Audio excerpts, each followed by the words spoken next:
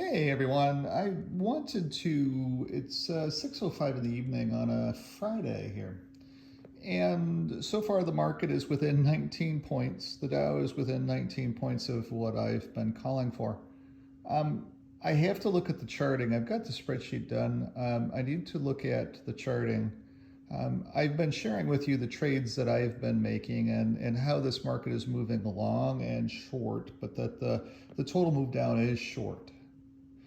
Short moves are never fun from the trading perspective because they move when the computers take over and start moving the market up. You can see your positions go down pretty quickly. So it becomes a very, very, very tough emotional thing to be able to sit there and watch and to see that your trades are positioned the right way. And the other thing when you're trading is that you cannot be long or short over a weekend because there's just so much data that comes out.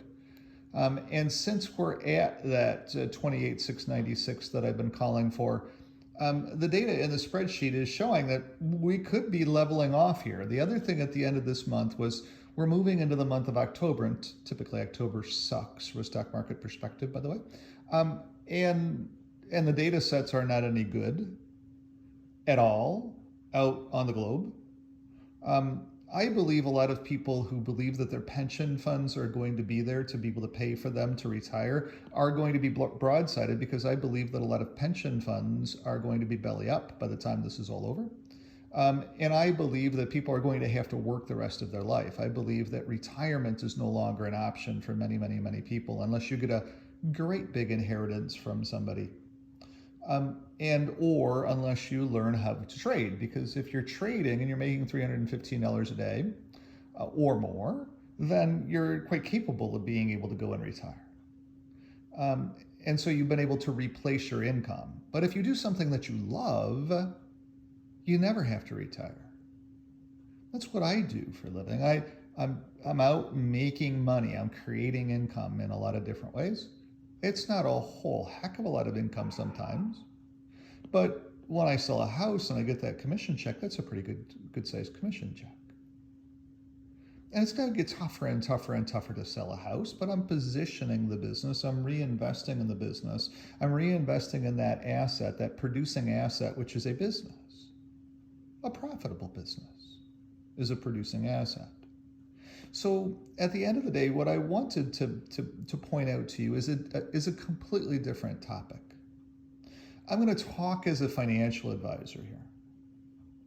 I have never, part of the reason that most people don't call me to manage their money is because I do it very effectively. And I also explain everything relentlessly. And a lot of people don't want that explanation. They just want to go ahead and put their money with a financial advisor. And if it goes up, woo-hoo, it goes up. If it goes down, woo-hoo, it goes down. And they never call their financial advisor, and they never call them out for being as stupid as what they are. Okay? So financial advisors read financial things. It's why they're financial advisors. They chart things, they watch things, they pay attention to things, they do all the same things that I do on my YouTube channel. I've been pointing out this market correction all along the way. Yet financial advisors never pick up their phone and never call their clients. All of a sudden their clients are calling them saying, hey, why are we down 22%? Well, things just went on sale, and they're going to be picking back up. Don't worry about it. Historically we've always recovered. It might take 3 or 4 or 5 or 6 months, but historically we've always recovered. You just have to grin and bear it. We'll be fine. That's what the typical market reaction of a financial advisor is. That's all that they're able to do because they have no designations to be able to do more than that. They would be sued if they talked about things. On my YouTube channel, I can get away with it because this is my channel. I'm not talking to you, my client. I'm simply pointing things out on my YouTube channel. You are interpreting whatever you see on my YouTube channel. I'm not working with you in investments. Okay?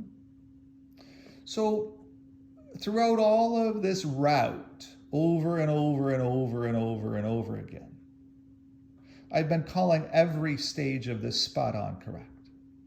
We have a very serious chance of correcting all the way down to 23,600 Dow. What are you going to do if your account goes from $100,000 to $35,000 or $45,000? How are you going to handle a $60,000 loss or a $50,000 loss or a $40,000 loss? How are you going to handle the value of my house has also gone down by about $60,000? So if I have a $45,000 loss in my retirement account and a $60,000 loss in the value of my house, my balance sheet, my personal balance sheet has dropped by $105,000 in 9 months. That's just crazy. We're being crushed like a bug by the Federal Reserve of the United States, the Federal Reserve here in Canada, and by leadership around the globe, because we now have a very systemic problem. Pension funds are running bankrupt. That's what's going on now. That's what happened September 13th when we printed blue. A pension fund from over in England had to liquidate everything. And I've written extensively since my time in university when I looked at the University of Windsor's pension fund and I said, oh my God, this is a train wreck. I wrote about it.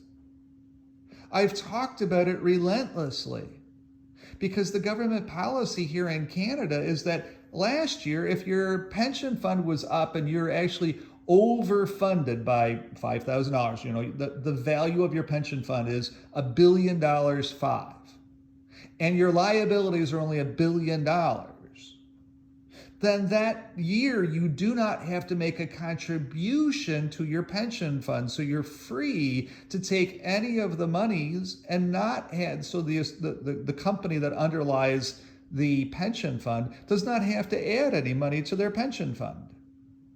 They have no liability. So their income that year goes up because they didn't have to put any money towards their pension obligations of their profits. Or the institution, the University of Windsor, didn't have to put any money from the money that they collect from the students into the pension fund because it was overfunded that year. But now this year, the pension fund is underfunded by 45% because everything went down by 25% and their liabilities went up because more people retired this year. More people entered the pool this year. More people threw in the towel and said, that's it for me. And over COVID, there was a massive number of people who simply said, okay, it's time to retire. So pension funds are belly up at this point. The only way to solve the issue is for the government to come in and print more money and give it to the pension funds, which is exactly what England is doing. They forced the liquidation of the pension funds, and they've had to put more of their guilds, or whatever they call them over in England, into the pension money to be able to pay the commoners their pension checks. But at some point in time, all of the pensions all around the globe end up running the same thing. They all end up going blub, blub, blub, blub, blub, gurgle, gurgle, all gone. They become the Titanic. They sink to the bottom of the ocean. Now, we all perceive that our pension fund will always be there, and the government backstops pension funds because there is a fund in the government that backstops us. To a small degree, if our pension fund goes belly up, then the government of Canada steps in and they pay us a certain small percentage of what we were otherwise supposed to get. So if you work at Chrysler and you're going to get $3,000 a month for the rest of your life and the pension fund goes belly up, the government of Canada steps in and says, yeah, we're going to backstop you with $483 or whatever the number is. Now, if you're a retiree already retired and your pension fund goes belly up and the government of Canada says, well, hey, here's a check for $343. That's the emergency valve that we have. And they have to pay every pension fund because the University of Windsor pension fund goes belly up too. And the St. Clair College pension fund goes belly up too. And the hospital pension fund goes belly up too. And the Bridge pension fund goes belly up too. There's no money left in the world. It becomes a liquidity crisis again. And it's blub, blub, gurgle, gurgle, all gone. So what are you going to do for the rest of your life? When are you going to get smart like me and say, look, I'm never going to retire. I'm always going to be doing something because I like doing something. One, I want to do things I love to do. Number two, and start doing them. That's why people aren't going back into the workforce. The people are going out there and saying, look, I'm going to have to work for the rest of my life anyway. These pension ideas and all this other stuff, those are for people that, were for a different generation. We don't have those things any longer. So I am going to have to go out and do something that I love for the rest of my life. I may as well do things I love for the rest of my life and create an income. That's why people aren't going back to work. They're finding different ways to be able to make money. They're selling on Amazon. They're breaking and entering, whatever they have to do to be able to make some money, some coin. They're buying and selling cars. They're buying and selling houses. They're doing whatever they have to do, whatever their things that are interesting to them, they're doing. So that's the first part of this. Find something that you love to do and never plan on retiring because you're never going to be able to retire. Inflation is running at 8.3% and it's going to be sticky for a very long time.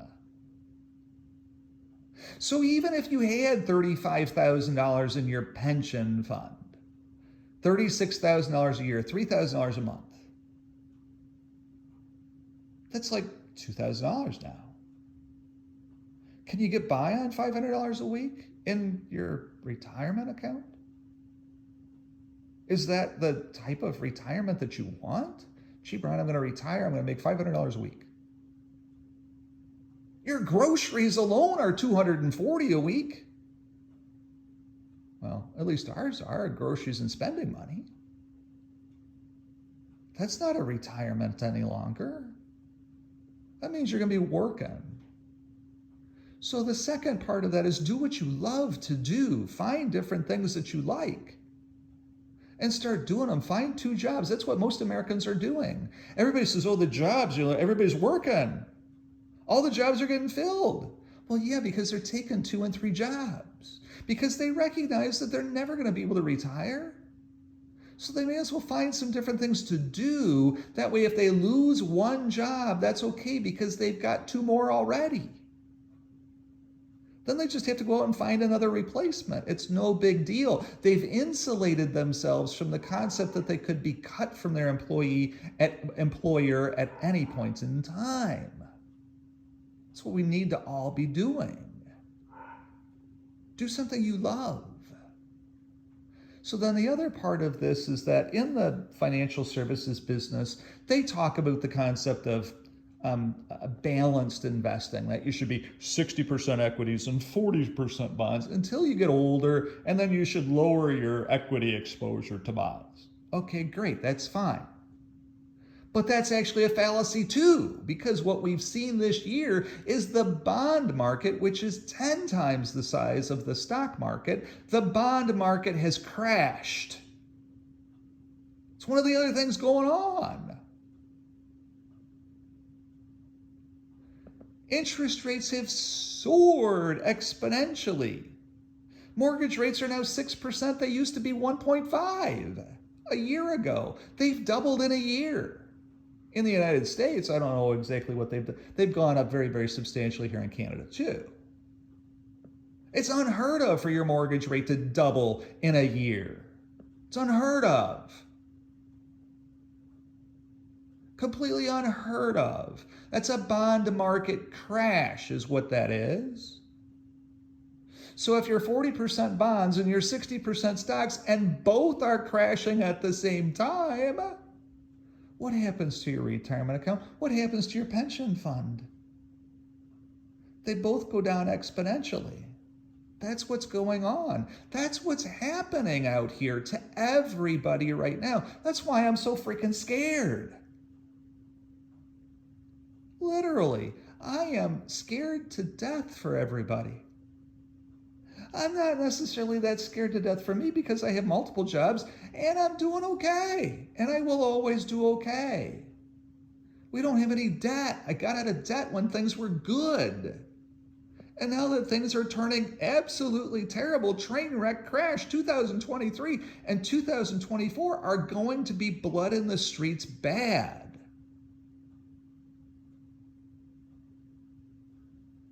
And I'm just scared. I'm scared for you. Because you're thinking, oh, the government's got me backstopped, or I don't have to worry about this, or I don't know what I'm going to do when my interest rate on my mortgage renewal goes up to 6%. I don't know exactly. I won't worry about that right now. I'm just going to live in this wonderful $670,000 house and do whatever I need to do whenever that time comes. Well, I'm sorry, but that time's coming. The time is here now. It's here now. It's like in Twister when they're standing there at the movie theater. Remember the outside movie theater? And they're at the concession stand, and all of a sudden the radio goes, tornado, tornado, tornado. And they look up. And they said, oh, everybody needs to run. There's a tornado coming. And Paxton, whatever his first name is, he says, it's already here. The tornado is already here, folks. The hurricane is already here. It's already wiping out everything that you've ever worked for. It's already wiping it out. It's already blub, blub, gurgle, gurgle.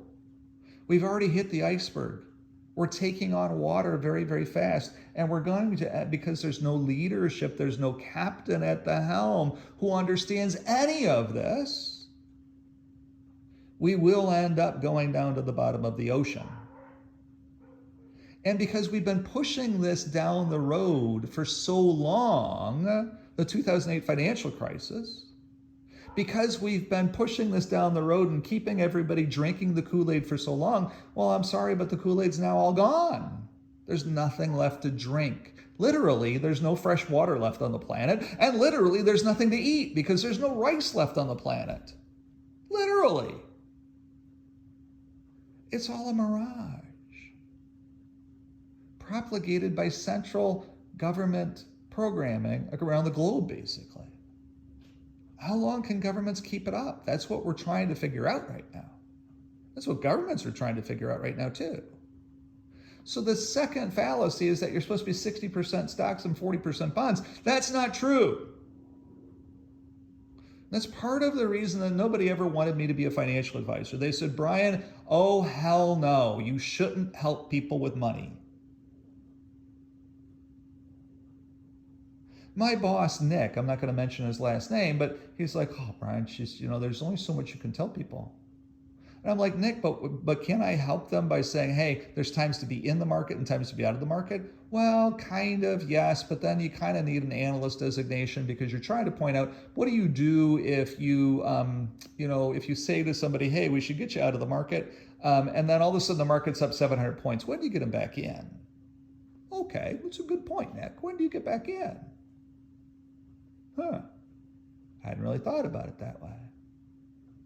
But I believe the other side of that equation is that you shouldn't be 60-40. I believe that there's times that you should be completely out of the market. That's what this year was get me the hell out of everything, Brian. That's where I've been. The only investment accounts that I have are guaranteed investment accounts. They never really did a whole lot when the market was going up. They underperformed the market, but it's locked in now. It's locked in at the high, at the November high. It's locked in. It's gone blub. If you look at the account statement, it's gone blub, blub, blub, blub, blub, like everybody else's account statement. But then then you turn the page and you look at the locked in sum, and it's like, oh, geez, great. The money is locked in. All I got to do now is just hold the account with this institution. And when I get to the expiration date of it, when I get to my retirement, the money is freed up and it's guaranteed at that high sum. Those are the conservative products that I always put myself into. And sure, I didn't make as much money as you might have, last year. But I made 5 or 6 or 7% last year and it got locked in. And that balance has never gone down because The number one thing for finance is one, never lose money, and two, return of your money is more important than return on your money. Think about that. So, I'm sorry. I don't sleep well. I got tears in my eyes thinking about you, where you're at right now. We have to start planning. You need a second job. We have to start working these debts down that you have because interest rates are soaring. And there's only so much money left in your trough. And your pension fund may not be there because the governments around the globe may simply end up running out of money. What happened in 2008 is very easy to happen again. We're almost on that precipice. That's how bad the systemic risk is out here right now. So I just wanted to shoot this video just to have this conversation with you. Please, please, please batten down the hatches. Please, please, please do not go out and buy something that you can't afford. Please focus on loving your family, the small things, the very, very, very small things. Going out in the backyard and playing Tonka trucks with the kids, if they're Tonka truck types of kids. Going down to the park and flying a kite doesn't cost anything. Start cutting out that coffee in the car at Starbucks. Start grabbing a coffee from a coffee cup at home. The cost of coffee is soaring, by the way, too, because Brazil has a massive problem with weather down there. The coffee yield this year is exceptionally low, and the price of coffee is exploding higher and higher and higher.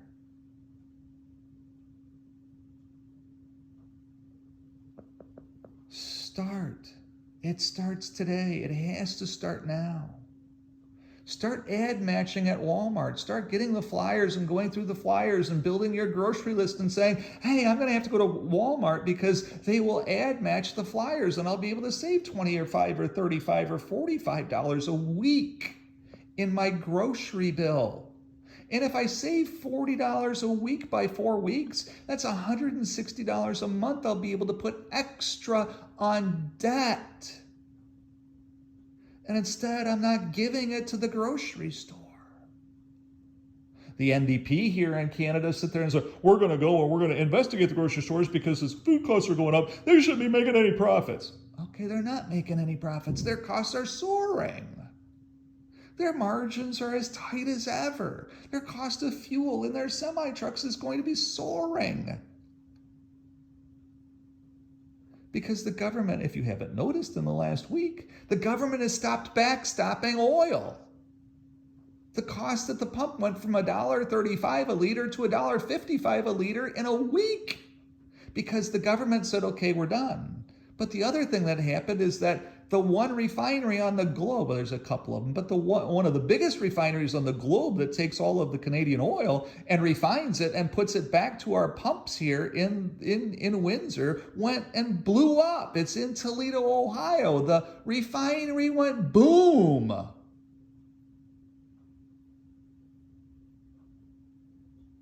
And it's not back open again. So the cost at the pump went from $1.35 to $1.55. We got to compete with other places to get it trucked in even further. So there's a higher cost to getting it to the pump.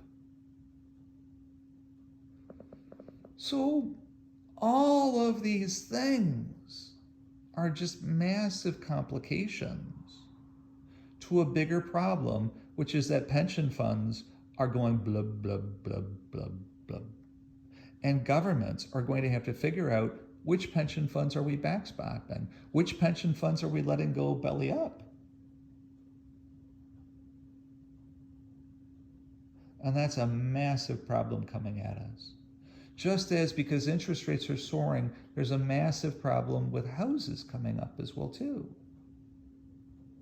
2023 and 2024 are not going to be pleasant, folks. Please start getting prepared for them. Please. If you need any help building a budget, reach out. That reminds me, Vito, if you're watching this, I'm going to send you over our monthly budget so that you can start building your budget at age 24. You need to learn how to budget because budget will save you every month. I'll send that over to you here right now. But thanks, folks, for tuning in. If you need any help with any of this, I'm here. I'm walking around. I guess it's not that bad out there because nobody's calling me saying, Brian, hey, I need to speak with you. Maybe it's not as bad as what I'm perceiving. Maybe it's not as bad yet, but we better be battening down those hatches right now. Thanks for tuning in. Sorry to go a little bit long. I hope it helps you to be able to understand me a little bit and how scared I am for you. Thanks for tuning in.